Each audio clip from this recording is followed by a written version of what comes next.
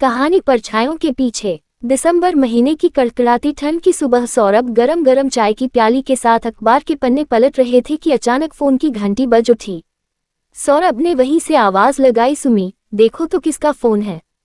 पर मैं रसोई में व्यस्त होने के कारण वहीं से बोल पड़ी, आप ही देख लो न। सौरभ ने फोन उठाया। दूसरी ओर से कोई आवाज नहीं आई। सौरभ बुदबुदाने लगे, पता नहीं कौन है जो पिछले 2 दिनों से फोन पर तंग कर रहा है और बोलता कुछ नहीं।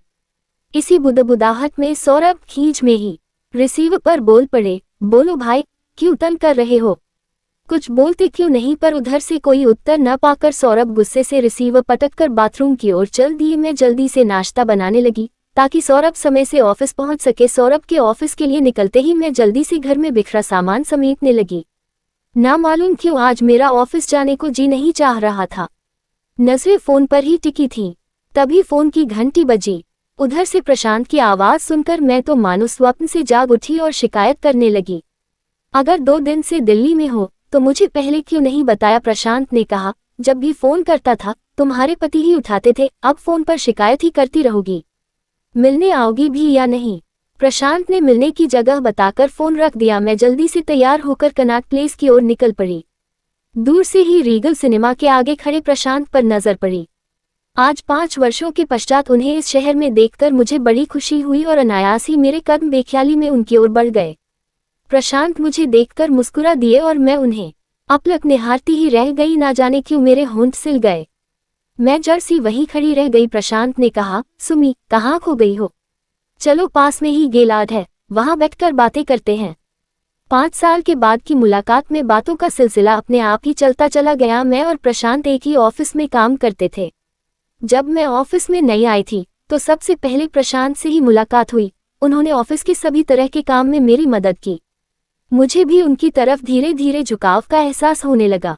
प्रशांत के ना आने पर एक खालीपन सा महसूस होता था। हर समय मेरी नजरें उनका पीछा करती थीं। मैं नहीं जानती कि प्रेम की वास्तविक परिभाषा क्या है। क्या यही प्रेम है, किसी शख्स के जाने के बाद उसकी छोटी छोटी बात भी मन में, विचारों में घूमती रहती है। अकेलेपन में उनकी यादों का मुझे घेर लेना, अपने ही ख्यालों में उनसे संबंधित अनगिनत प्रश्नों का उठ जाना और उठे प्रश्नों का स्वयं उत्तर दे देना, ये सभी बातें मेरे अंदर नई अनुभूति का प्रवेश करा रही थीं। उनकी हर बात ने, काम करने के तरीके ने मुझे मोहना शुरू किया और मैं उनकी ओर खींचती चली गई। अनजाने में ही मैं उनके आने का इंतजार करने लगी। मेरी नजरें प्रशांत को देखने के लिए बेताब रहने लगी।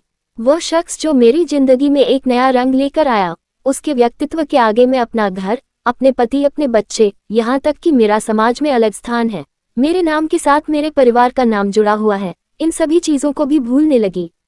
न जाने कितनी दबी आकांक्षाओं, भावनाओं और अधूरी कामनाओं की पूर्ति प्रशांत के व्यक्तित्व में मैं देखती थी।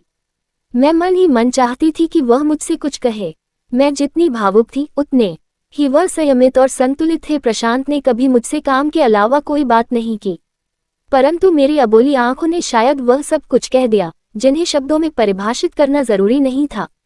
ऐसे ही एक दिन उनके जन्मदिन की अनुपम अद्वितीय बेला पर मैंने उन्हें एक छोटा सा कार्ड दिया, जिसे उन्होंने सहजता से सधन्यवाद स्वीकार कर लिया, मानो मुझे एक प्रकार की संतुष्टि मिली। मेरी भावनाएं ऐसी थीं जिन्हें मैं शब्दों में अभिव्यक्त न कर सकी, परंतु एक अनजाना सा सुकून मिला मुझे। मैंने चाहा कि समय यहीं पर थम जाए। किसी के व्यक्तित्व से अभिभूत होकर, बिना अविलंब और अभय होकर मैंने बिना परिणाम की इच्छा के निवेदन किया। मालूम नहीं ये दिव्य स्वप्न था या बाह्य व्यक्तित्व का आकर्षण, परंतु मुझे इस भ्रांति से ही सुकून था। क्या सच, क्या झूठ जीवन रूपी नाव को चलने के लिए छोड़ दिया। परंतु मैं इस बात से अनजान थी कि वह मेरे तथा मेरे परिवार के बारे में सब कुछ जान चुके हैं। शीघ्र ही प्रशांत ने ऑफिस से स्थानांतरण के लिए प्रार्थना पत्र दे दिया और प्रार्थना पत्र शीघ्र ही स्वीकार भी हो गया।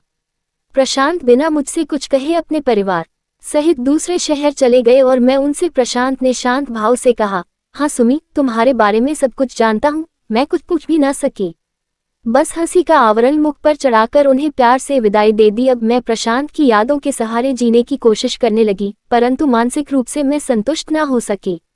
वैसे सौरभ के लिए मेरी इच्छा अनिच्छा बहुत मायने रखती थी। मैं अपनी ओर से उनको खुश रखने में कोई कसर नहीं छोड़ती थी, परंतु सब कुछ होने के बावजूद एक कसक सी थी मेरे मन में। कुछ था जो मैं चाहती थी और नहीं मिल पा रहा था मुझे। मैं सौरभ में एक अलग व्यक्तित्व की छवि देखना चाहती थी, मगर कैसे। वैसे मैं उन लोगों में से थी जो जिंदगी की छोटी छोटी बातों से भी खुश हो जाया करते हैं। जब मैं हंसती थी तो मेरी हंसी की आवाज दूर तक जाती थी, परंतु आज ऐसा नहीं था। सौरभ मुझसे शिकायत करते थे, इतना कुछ तो दिया था उन्होंने, लेकिन शायद मेरे सोचने के ढंग में ही गलती थी। बस इन्हीं विचारों में उलझकर मैं अपने को दोषी ठहराते हुए सोचती थी कि मैं परछाइयों के पीछे क्यों दौड़ रही हूँ।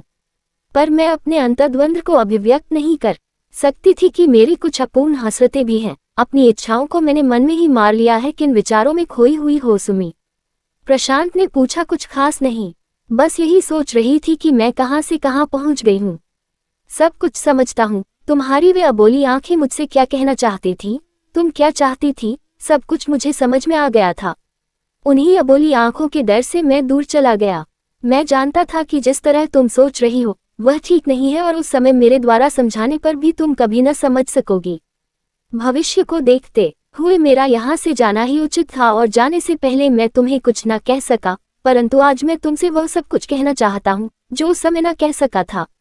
अच्छा, तुम अब सोचने भी लग गई हो और अच्छे शब्दों में बोलने भी लग गई हो। अच्छा, अब बताओ, तुम्हें जाने की जल्दी तो नहीं है? मुझे तुमसे कुछ जरूरी बातें करनी है। वैसे मैंने तुम्हारे लिए खाने का ऑर्डर दे दिया है। प्रशांत ने एक पैकेट मुझे देते हुए कहा। देखो मैं तुम्हारे लिए क्या लाया हूँ। मैंने आश्चर्य से प्रशांत को देखते हुए कहा, तुम्हें अब तक मेरी पसंद याद है? प्रशांत के कहे वाक्य और मुझ पर टिकी गहरी नजरों ने इतने में ही शायद बहुत कुछ कह दिया था। शायद प्रशांत मेरे मन में उमड़ते तूफान को समझ चुके थे। उन्होंने मेरे कंधे को थपथपाते हुए कहा, सुमी, अब तुम इंतजार करना छोड़ो, परछाइयों के पीछे भागना छोड़ो, दिन में ख्वाब मत देखो, अपनी मुट्ठी में चांद को बंद करने का प्रयास मत करो। सच्चा प्यार त्याग में है, एक दूसरे को पाने में नहीं। सौरभ बहुत अच्छे इंसान हैं, वह तुम्हें बहुत प्यार करते हैं। तुम्हारे फूल से 2 बच्चे हैं, उन्हें परवान चढ़ाना है। उन पौधों को फलदार पेड़ बनाना ही तुम्हारे जीवन का ध्येय है। यही यथार्थ है, यही सच है। प्रशांत धारा प्रवाह बोले जा रहे थे। देखो सुमी, मैं तुम्हारी हरी भरी गृहस्थी को कांटों में तब्दील करने का सबब नहीं बनना चाहता। अच्छा सुमी, अब मुझे जाना है और तुम मुझे मुस्कुराकर विदा करो। अगर जिंदगी रही तो हम फिर मिलेंगे। वैसे मैं तुम्हें एक बात दिल की अतल गहराइयों से बता रहा हूँ कि तुम आज भी मेरे लिए महत्वपूर्ण हो। मैंने प्रशांत को हंसते हुए विदा किया और अपने को संभालते हुए दूर तक उन्हें जाते हुए देखती रही। जानती थी शायद ही ऐसा सुखद संयोग एक बार फिर मेरे जीवन में प्रस्तुत हो कि प्रशांत दोबारा मुझे फोन करे या बुलाए। प्रशांत के जाते ही मैं इस मुलाकात के एहसास में खो सी गई और अपने मानसिक द्वंद्व को शब्दों में अभिव्यक्त करने की क्षमता मुझमें नहीं थी। मेरी यह पीड़ा, मेरा ये द्वंद्व अनिर्वचनीय है, अकथनीय है, सिर्फ मेरा है, मेरा। परंतु इस मुलाकात से एक भीना भीना सा एहसास, एक चाहत, एक उमंग मेरे दिल में अंगड़ाई लेने लगी कि किसी के दिल में मेरे लिए एक विशेष स्थान है, किसी को मेरी चाहत है। एक एहसास जो बिना शब्दों में अभिव्यक्त किए नजरों ही नजरों में ना जाने कितनी भावनाएं अभिव्यक्त कर गया। उनके बोल जिन्हें सुनने के लिए मेरा मन भटकता था, बहुत सुखद था वो क्षण।